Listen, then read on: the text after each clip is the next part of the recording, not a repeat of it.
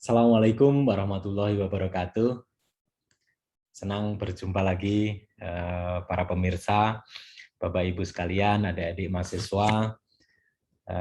Kita kali ini akan melanjutkan materi kuliah kita mengenai penyerbukan kelapa sawit. Jadi di video-video sebelumnya ada 2 video yang sudah kita sampaikan, prolog mengenai pendahuluan penyerbukan kelapa sawit, komponen-komponennya apa saja, kemudian bagaimana menganalisis hasil dari penyerbukan itu sendiri, kemudian agen-agen penyerbuk apa saja yang berperan penting bagi penyerbukan kelapa sawit di Indonesia hingga saat ini, dan terakhir kita sudah membahas mengenai sejarah introduksi Elidibus camelonicus yang memang sampai saat ini itu menjadi agen polinator utama di perkebunan kelapa sawit. Saya pikir kalau kita membangun satu kebun kelapa sawit tanpa adanya introduksi dari Elidibus camelonicus sebelumnya, kalau memang itu di satu pulau baru atau pulau terpencil atau jauh dari perkebunan kelapa sawit yang ada, maka produktivitas kelapa sawit tidak akan muncul sesuai dengan potensi genetiknya. Jadi serangga ini memang sangat-sangat penting untuk mendukung produktivitas atau mengeluarkan potensi produktivitas dari masing-masing varietas genetik yang kita tanam. Oleh karena itu, pada kesempatan kali ini kita akan lebih banyak membahas mengenai sisi serangga penyerbuk itu sendiri, yaitu Elidibus cameronicus. Kita akan mencoba memahami bagaimana siklus hidup dari Elidibus itu sendiri, kemudian bagaimana kita membedakan morfologinya, terutama nanti kita membedakan yang jantan dan betina. Ini cukup penting untuk memprediksi berapa populasi ke depan. Kemudian perilaku-perilaku apa saja yang berkaitan dengan penyerbukan bunga kelapa sawit secara alami yang dibantu oleh Elidibus ini, dan terakhir bagaimana kita menghitung populasi kumbang Elidibus cameronicus di lapangan. Karena yang kita tahu, kita sampaikan di video sebelumnya bahwa populasi minimum untuk kumbang Elidibus adalah sebanyak lebih dari 20.000 ekor per hektar untuk bisa menjamin penyerbukan kelapa sawit secara alami di lapangan. Baik, kita mulai. Yang pertama kita mengkaji mengenai biologi Elidibus cameronicus, bahwa serangga ini merupakan atau termasuk serangga yang mengalami metamorfosis sempurna. Jadi kalau kita dulu ingat pelajaran di SMP, SMA gitu kan, atau bahkan SD, sekarang lebih detail lagi, itu ada serangga-serangga yang tidak mengalami metamorfosis, ada yang semi metamorfosis, ada.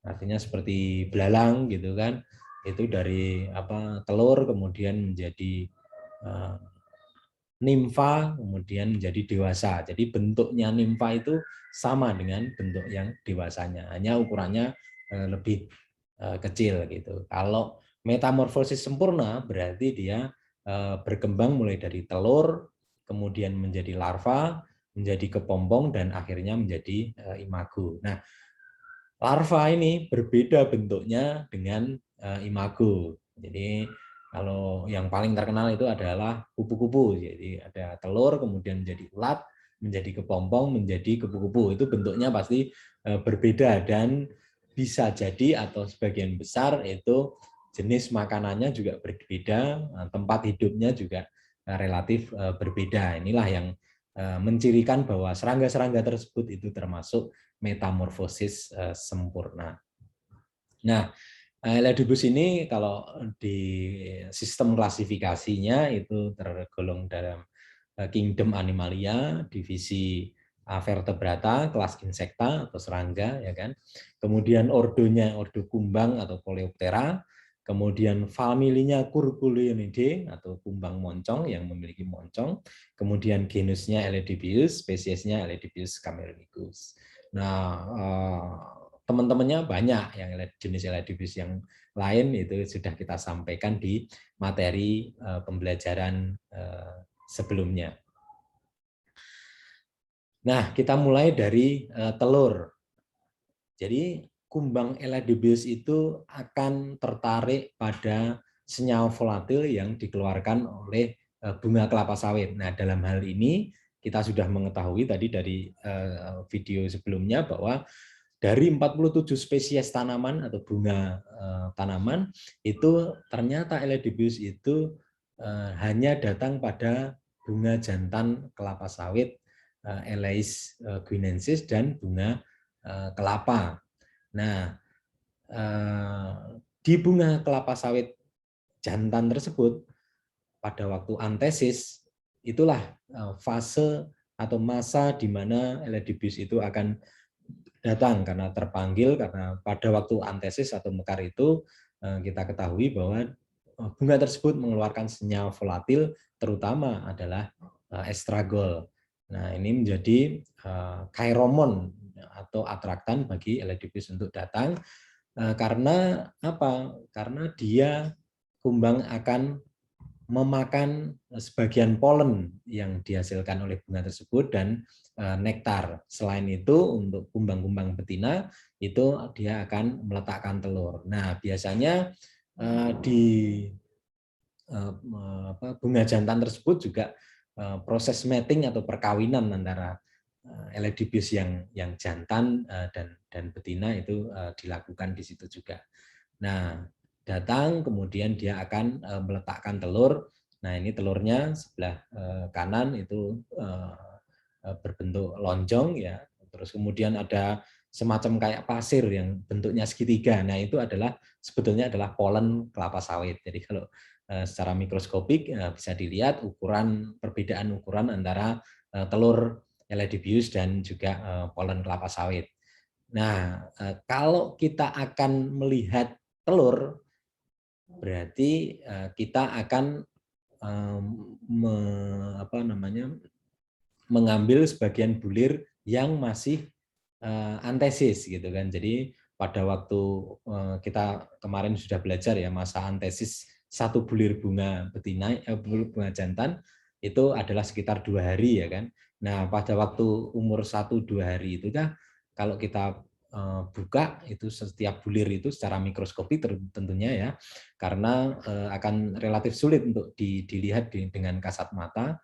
Jadi kita menggunakan mikroskop binokuler gitu kan, bisa kita lihat pada bunga yang masih antesis tersebut terdapat telur. Karena telur itu pada umumnya akan menetas 2-3 hari setelah diletakkan. Artinya apa? Artinya kalau misalkan bunga tersebut sudah lewat dari mekar, periode mekar yang 2 hari tadi, bulir ya, ini cerita bulir, itu telur sudah akan berubah bentuk menjadi larva atau ulat, bisa dikatakan seperti itu.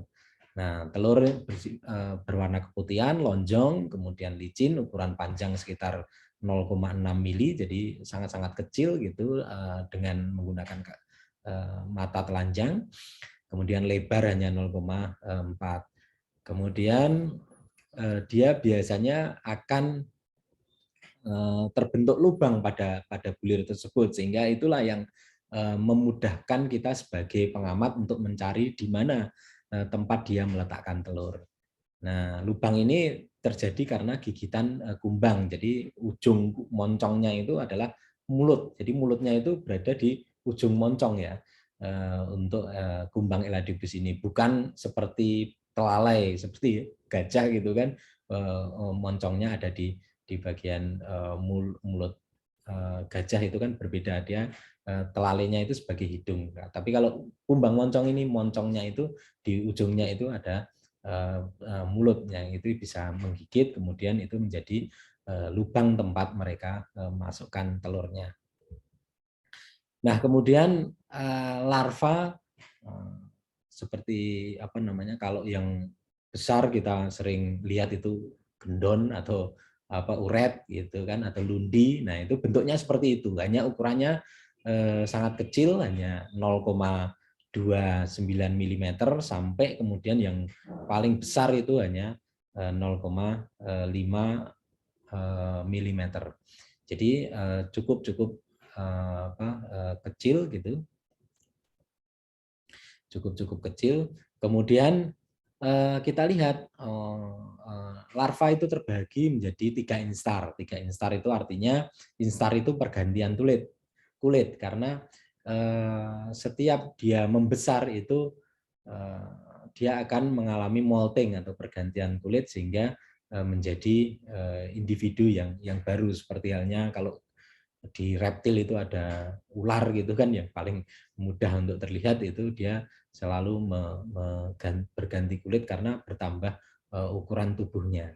Nah, ini dia mengalami 3 kali pergantian kulit, dari instar pertama, instar kedua, kemudian instar ketiga. Nah, dalam satu periodenya itu larva itu akan memakan 3-5 bulir. Artinya apa? Artinya setiap kumbang betina itu akan meletakkan telur itu tidak ke semua bulir bunga, karena dia akan memprediksi bahwa anakannya nanti itu bisa memperoleh makanan yang cukup, sehingga biasanya dia meletakkan di antara 3 atau 5 bulir bunga jantan gitu untuk satu telur gitu. Nah, berapa jumlah telur yang diletakkan? Nah, selama ini kita tahu dari beberapa hasil penelitian sebelumnya bahwa sekitar 50 sampai 60 telur yang bisa diletakkan oleh setiap individu atau kumbang betina selama masa hidupnya. Nah, biasanya waktu awal instar pertama itu larva akan terlihat sedikit transparan gitu, kemudian menjadi lebih putih, dan ketika sudah umurnya tua, artinya dia larva instar ketiga, dia akan mulai berubah menjadi kuning keemasan. Nah, kemudian berubah menjadi kepompong. Jadi dari mulai periode telur, larva, kemudian menjadi kepompong, itu berada pada atau di dalam bulir bunga jantan yang sudah lewat antesis gitu.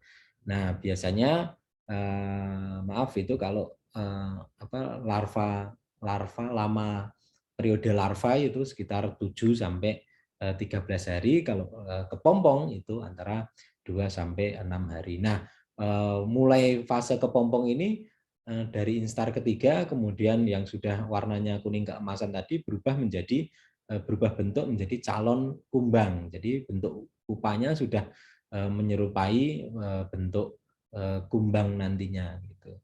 Nah, ini sudah terbentuk calon sayapnya atau elitra, kemudian calon moncongnya dan lain sebagainya. Karena tadi kan yang larva itu bentuknya seperti uret gitu kan. Nah, kemudian menjadi dewasa, ya, menjadi dewasa. Dia biasanya setelah ganti kulit kemudian berubah menjadi fase dewasa atau fase imago atau fase kumbang.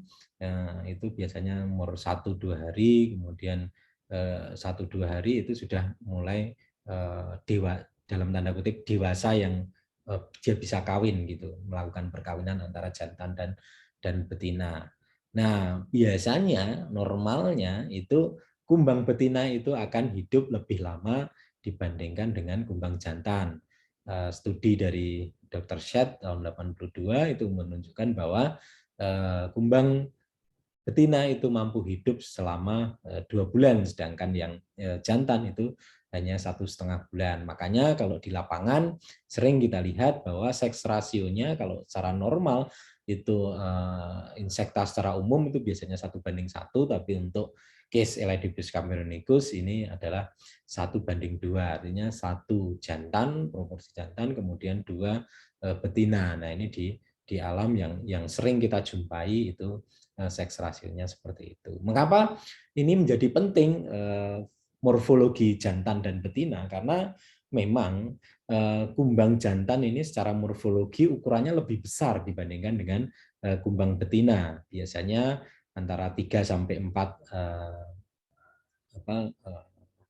milimeter ukuran tubuhnya. Kalau kumbang betina itu hanya sekitar 2 sampai 3 milimeter. Jadi kecil gitu. Nah, ini bayangkan ini mirip juga satu famili dengan kutu beras ya. Kalau kita lihat di beras kemudian tersimpan lama itu kutunya, nah itu ukurannya relatif sama dengan itu.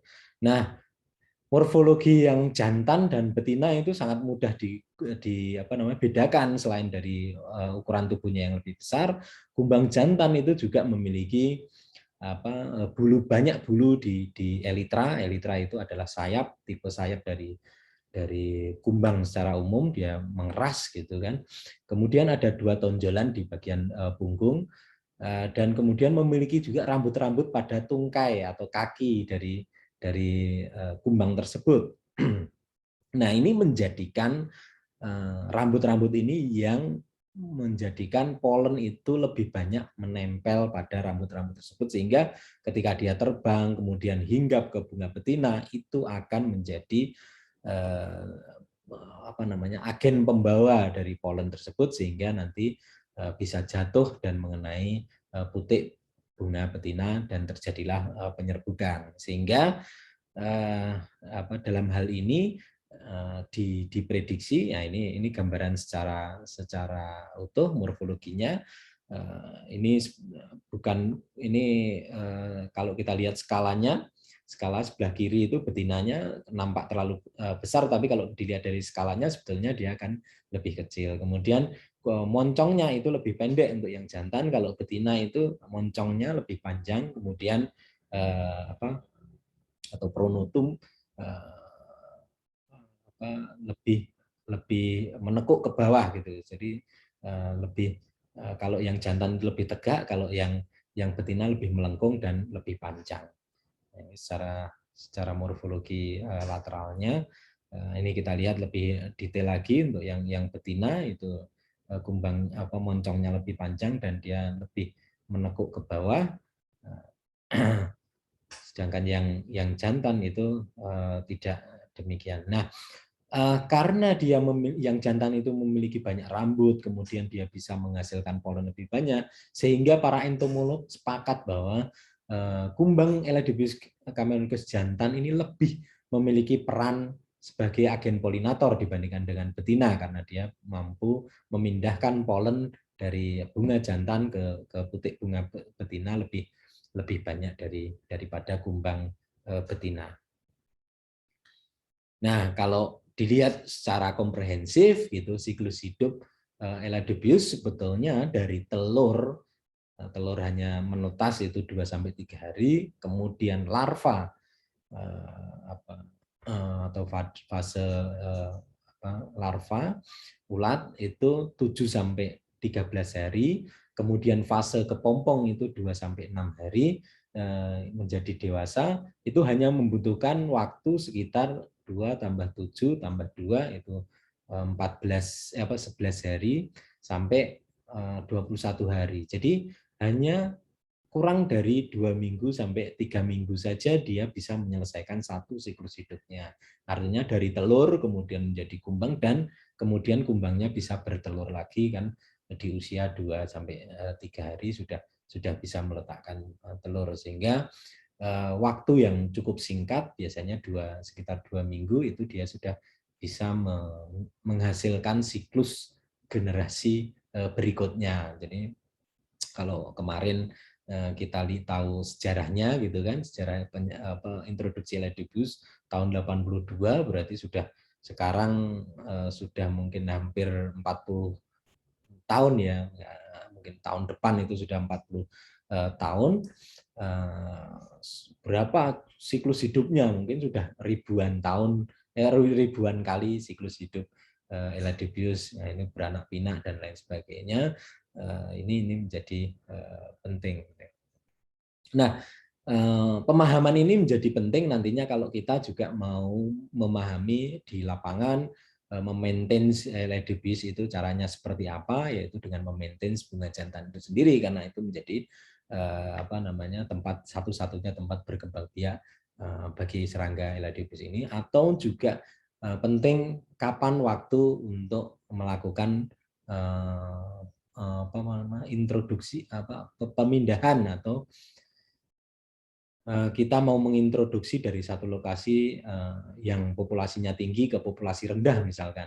Nah itu kapan waktu yang dibutuhkan untuk melakukan itu, yaitu yang paling tepat kita sudah bahas di materi sebelumnya adalah fase kepompong, yaitu dengan memindahkan tandan bunga jantan yang lewat antesis lebih 5 atau 4 sampai 5 hari lewat antesis. Nah, setelah ini pasca 30 tahun introduksi, jadi ini sebetulnya penelitian tahun 2017 kemarin, kita cek apakah dia masih sama atau tidak, karena dinilai perannya itu kok semakin menurun gitu dengan adanya yang sejarahnya itu hanya sekitar 400 kumbang yang dilepaskan pada waktu itu di Malaysia, kemudian itu menjadi cikal bakal juga yang di Indonesia. Nah, kita pernah melihat siklus hidupnya saat ini itu di dataran rendah, kemudian ada juga di dataran tinggi. Nah, ini dilakukan di Sumatera Utara, dataran yang relatif lebih rendah yaitu Simalungun, kemudian dataran tinggi itu juga di Simalungun, tapi dia ada di daerah yang ketinggian 800 sampai 1000 meter di atas permukaan laut. Nah, di dataran rendah itu di bawah 300 meter di bawah permukaan laut. Nah, secara umum bahwa siklus hidup kumbang itu di dataran rendah itu lebih relatif sama dengan yang sudah dilaporkan sebelumnya, artinya fase penetasan telur itu 1 hari, bahkan sedikit lebih cepat, kemudian fase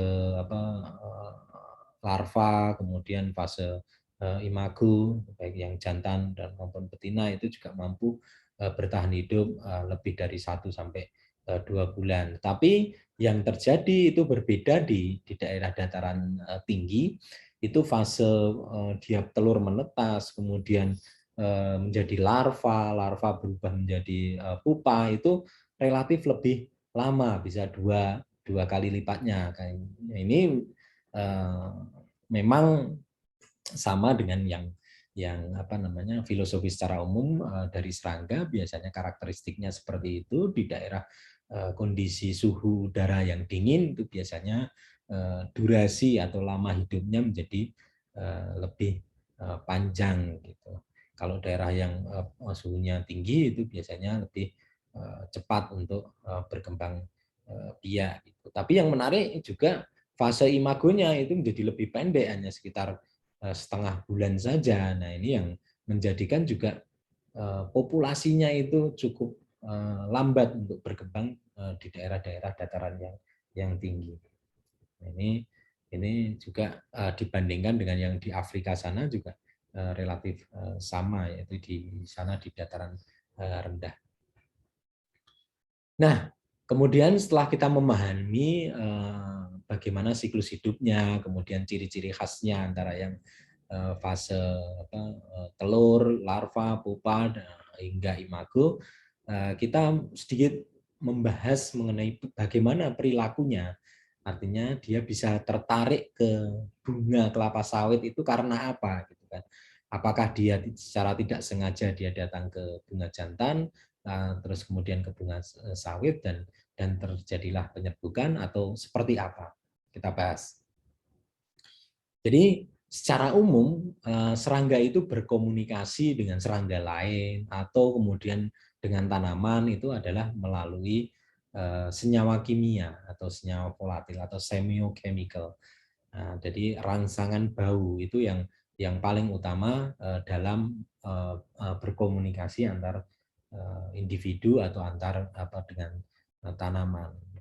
Jadi melalui indera penciuman, bisa dikatakan seperti itu. Jadi dia akan makan, mencari makanannya, kemudian dia akan kawin, kemudian dia akan meletakkan telur, bahkan ada gangguan dari memusuh dan lain sebagainya, mengetahui bahwa predator atau musuh alaminya itu datang dan lain sebagainya.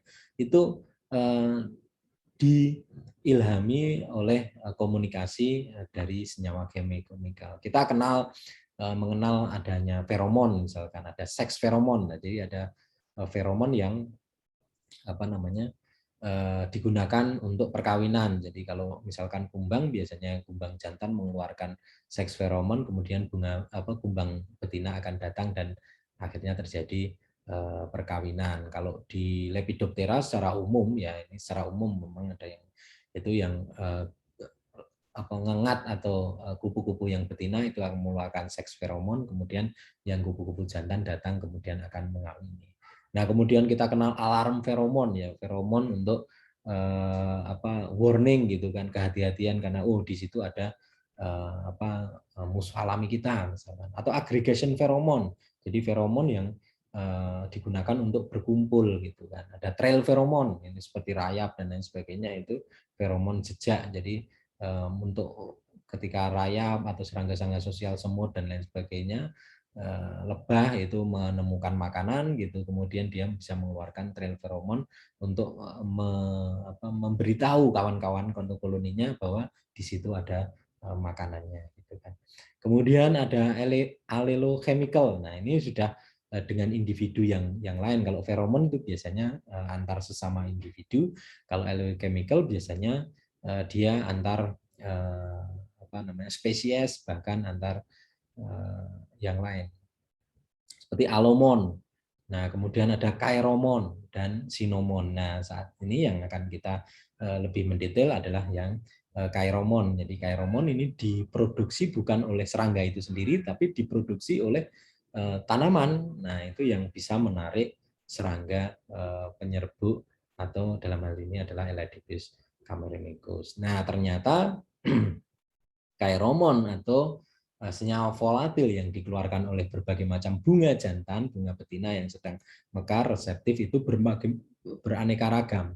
Ada yang sama, ada yang berbeda. Artinya misalkan di bunga kelapa sawit jantan itu menghasilkan asam andekanoat, asam palmitat, asam kloroasetik, estragol, asam 2-noninoat, 1-dedosin gitu kan. Sedangkan bunga betina kelapa sawit ada asam palmitat, farnesol, squalen. Jadi baik bunga jantan, bunga betina itu menghasilkan atau mengeluarkan asam palmitat yang itu juga bisa menarik serangga Elaeophilus gitu. Tapi di bunga jantan itu memiliki estragol yang dia juga menarik, tetapi di bunga betina dia tidak menghasilkan itu. Nah, bunga betina sebaliknya dia mengeluarkan farnesol sama squalen yang tidak dimiliki oleh bunga jantan. Nah, ketertarikan ini ya yang kemudian menjadikan sifatnya dari Elaeophilus ini sebagai agen polinator, karena dia bisa datang ke bunga jantan, kemudian membawa sejumlah polen,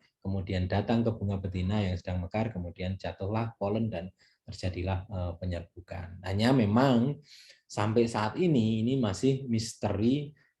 Artinya kalau datang ke bunga jantan itu sudah sangat jelas sebetulnya dia akan memakan sedikit polen, nektar dan lain sebagainya. Kemudian yang paling penting adalah melakukan perkawinan dan meletakkan telur bagi kumbang-kumbang betina. Kalau di bunga betina, nah ini yang masih misteri, apakah dia memakan atau menghisap nutrisi tertentu untuk perbaikan fertilitas telurnya atau yang lain, itu masih menjadi misteri. Seperti halnya misalkan kenapa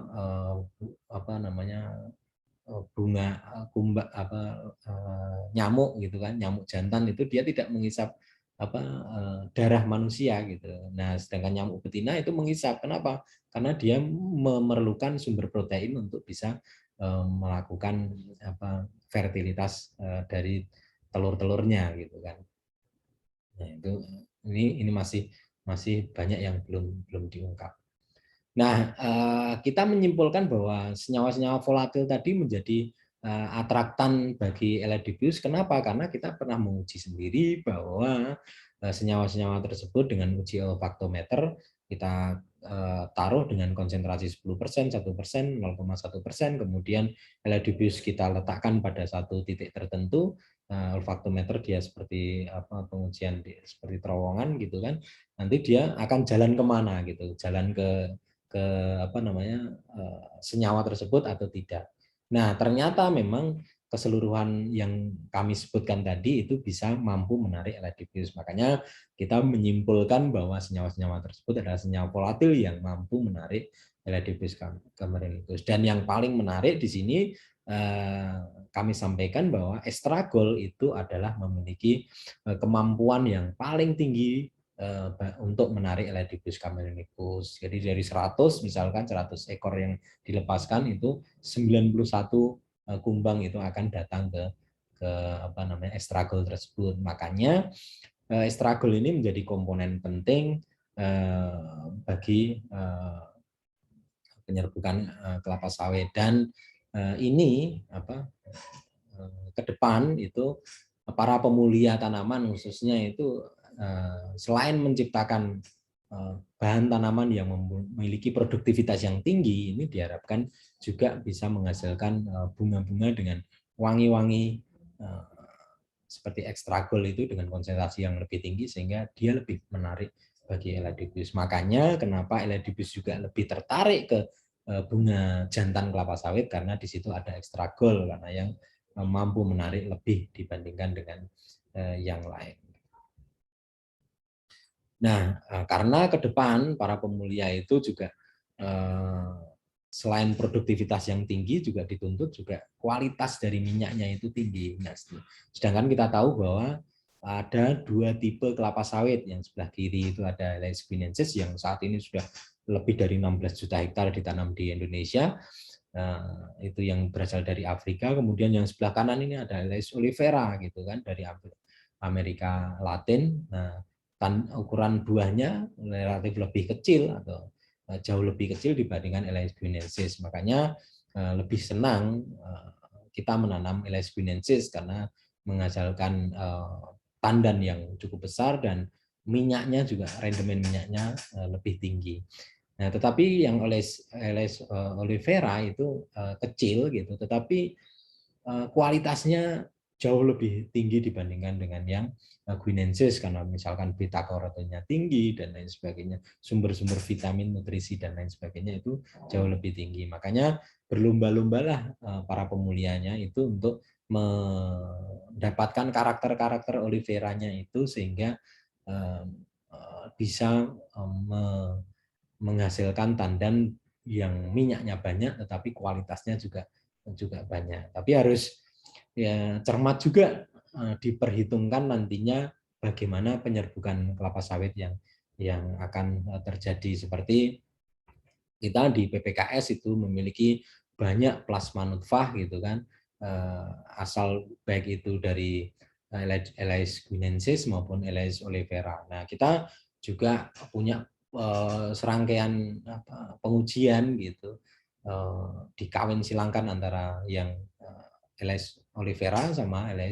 guinensis. Nah, kita bisa melihat ini adalah data jumlah kunjungan kumbang pada berbagai macam plasma nutfah kelapa sawit pada tandan bunga jantan. Kita lihat versi wild type ini L. guinensis itu paling banyak dikunjungi. Kemudian kalau sudah dia menjadi klon, kemudian apalagi backcross ini dikawinkan dengan olivera, itu menjadi lebih sedikit gitu kan jumlah kunjungannya. Kemudian di L. olivera sendiri itu kumbang L. diffuse itu tidak datang ke situ. Makanya ini menjadi cukup penting untuk dilakukan atau dikaji kalau misalkan semisal nanti akan diwariskan sifat-sifat olivera juga pada persilangan L. guinensis kita, itu juga harus diperhatikan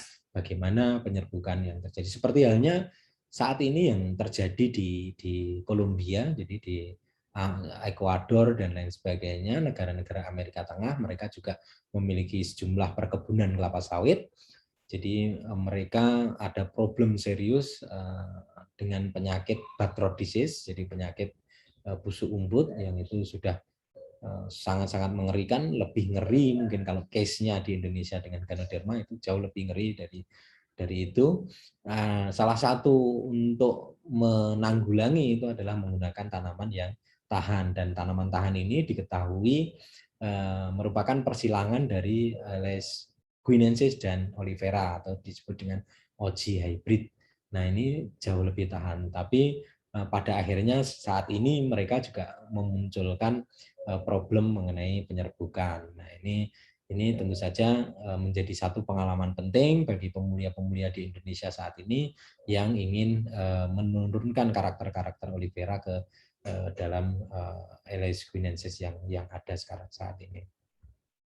Juga ini hampir sama dengan yang terjadi pada bunga betina. Kita lihat kunjungannya juga akan menurun pada tipe-tipe yang sudah dikawinkan antara Aedes guinensis dan Aedes olivera. Nah, pada Aedes olivera sendiri itu kumbang juga tidak datang. Nah, ini menjadi warning atau perhatian bagi kita semua, sehingga nantinya kita bisa menghasilkan tandan yang memang bagus gitu kan, memang besar, kualitas minyaknya banyak, tapi didukung dengan penyerbukan yang baik secara alami, tidak secara buatan atau assisted pollination, karena kita tahu biaya assisted pollination sangat-sangat tinggi untuk industri kelapa sawit.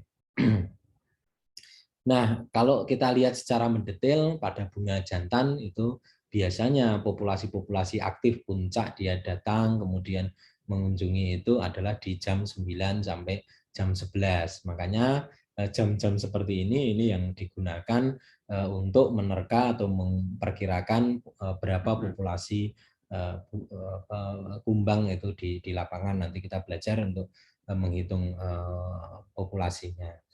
Nah, kemudian di bunga betina itu jauh lebih pagi, antara jam 8 sampai jam 10 dia datang. Artinya apa?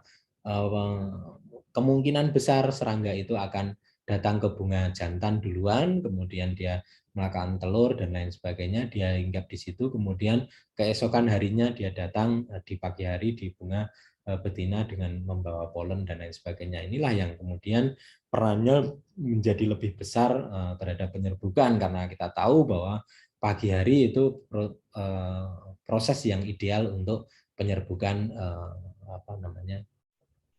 kelapa sawit gitu kan, karena suhunya juga cukup, kemudian kelembabannya cukup, sinar mataharinya cukup, kemudian polennya juga akan cepat berkecambah dan kemudian menghasilkan fertilisasi atau penyerbukan.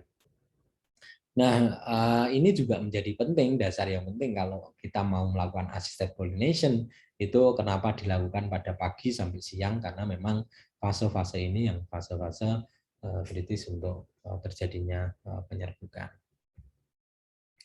Nah, umumnya semakin tingkat kemekarannya itu semakin tinggi, maka ketertarikan Elidippius itu ke bunga tersebut juga akan semakin besar. Misalkan ini pada bunga jantan, ada tingkat kemekaran yang kemarin kita bahas sampai 4 hari, 5 hari.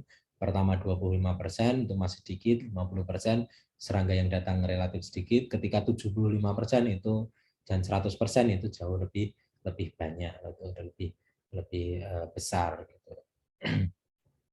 Nah, kemudian bagaimana menghitung populasi kumbang Elidippius cameronicus per hektar? Kita tahu bahwa standar minimum populasi per hektar untuk kumbang Elidippius adalah sebanyak lebih dari 20.000 ekor per hektar untuk bisa menjamin penyerbukan alami di lapangan.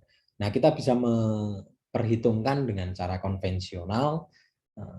Memang kita sedang mengembangkan juga dari sisi praktis menggunakan perangkap gitu, tapi rumusnya belum ketemu yang pas gitu. Saat ini masih menggunakan yang konvensional.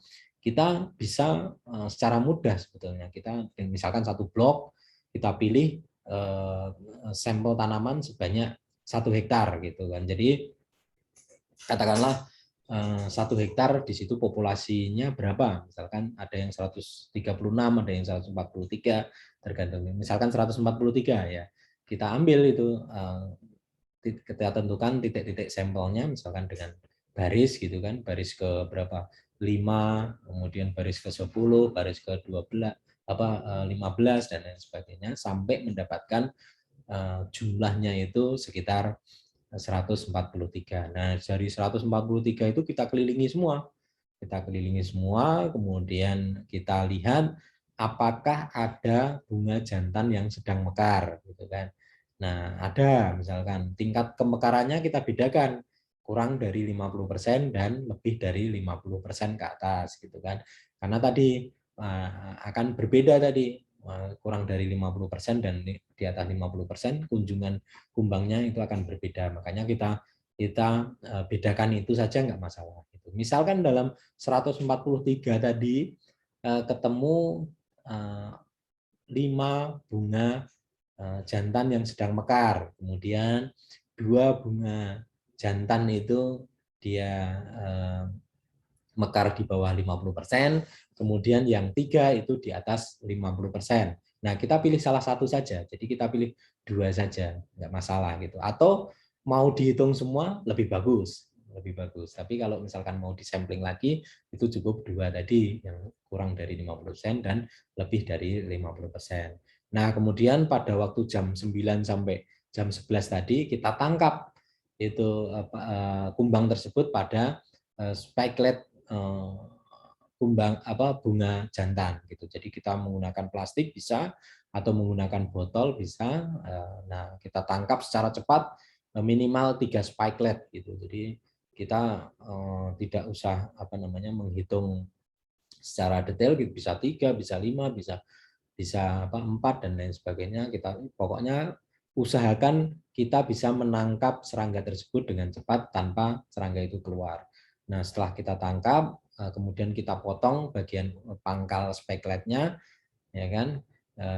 Kemudian langkah selanjutnya adalah menghitung jumlah spikeletnya, gitu kan. Jadi satu tandan tersebut jumlah spikeletnya berapa. Nah, kemudian langkah selanjutnya, nah kita bisa menggunakan carian pembius, misalkan etil astat, atau dibiarkan begitu saja nanti juga dia akan mati gitu. Tapi sebaiknya kalau dengan menggunakan etil astat dia hanya akan pingsan sementara. Nah, setelah pingsan tersebut kita bisa memasukkan ke botol atau langsung menghitung gitu kan. Nah, karena nanti setelah selesai itu biasanya sekitar 30 menit kemudian dia akan segar kembali dan kemudian terbang lagi kalau kita pingsankan dengan etilasta. Nah, ini kita bisa menghitung ya kan jumlah jumlah kumbang jantan, jumlah kumbang betina gitu kan. Nah, dalam satu bungkus tadi misalkan ada berapa spikelet, misalkan tadi 3 gitu kan. Nah, jumlah kumbangnya berapa yang diperoleh gitu kan. Oh, ada 90 misalkan. Berarti satu spikelet itu hanya 30 30 kumbang gitu kan. Jadi kita bisa merata-ratakan setiap spikelet itu berapa jumlah kumbang dengan metode seperti ini. Nah, kita tahu tadi sudah menghitung jumlah spikeletnya, maka bisa kita kalikan misalkan ada 100 spikelet gitu kan. Tadi ada 30, berarti dalam satu tandan itu ada 3.000 kumbang Eladipius. Jadi satu karena tadi 30 ketemu per spikelet kali jumlah spikelet 100 berarti 3.000 kumbang Eladipius. Nah, dalam 1 hektar ketemu berapa tadi? Ada 5 gitu kan. Mungkin yang di bawah 50% katakanlah 3.000. Nah, 3.000 kali berapa tadi, ada 3 ya tadi. Berarti ada 9.000 gitu kan. Nah, kalau yang di lebih dari 50% misalkan katakanlah dari hasil penghitungan tadi ada 5.000 ekor per tandan, berarti kali 2 ada 5.000 kali 2 berarti 10.000. Nah, 10.000 tambah 9.000 berarti 19.000 ekor per hektar. Nah, itulah cara perhitungannya. Nah, kita bisa memprediksi kan, apakah kumbang itu mencukupi atau tidak. Nah, ini biasanya angka 20.000 itu berdasarkan penghitungan dari bunga jantan saja. Nah, sehingga kita bisa memperoleh hasil itu kurang dari standar atau lebih dari standar. Kalau kurang gimana? Ya kita bisa introduksi dari tempat-tempat yang populasinya tinggi. Nah, nanti kita sampaikan di video setelah materi sesudah ini. Nah, kadangkala dalam satu hektaran itu tidak dijumpai bunga jantan misalkan. Ini seks rasionya sangat tinggi 99, sekian persen gitu, sehingga lebih banyak memunculkan bunga betina. Apakah di situ tidak ada Elaedobius? Ada. Ya, buktinya kalau misalkan kita pasang trapping dengan di bunga betina itu pasti akan tertempel, hanya mungkin tidak jauh lebih sedikit atau sangat sedikit gitu. Nah, kalau dengan sistem ini kita juga bisa memodifikasi populasi Elaedobiusnya itu diperoleh dari kita menghitung atau menangkap pada dari bunga jantan dan juga bunga betina. Nah, ini juga bisa kita terapkan metode ini. Baik, saya kira materi untuk sesi kali ini yang ketiga mengenai penyerbukan kelapa sawit kami cukupkan sekian dulu. Kita akan menyambung untuk materi berikutnya mengenai setelah kita mengetahui tadi siklus hidup, kemudian bagaimana perilakunya dalam mengunjungi mengunjungi bunga kelapa sawit, baik itu jantan dan betina, sehingga dia berperan sebagai penyerbukan. Juga kita bagaimana menghitung populasi di lapangan. Nah, untuk ke depan kita akan membahas mengenai faktor-faktor perkembangan, faktor-faktor yang mempengaruhi perkembangan populasi dari Elaedobius, dan kemudian bagaimana strategi untuk mengoptimalkan perannya sebagai penyerbu di lapangan. Saya pikir itu. Terima kasih. Assalamualaikum warahmatullahi wabarakatuh.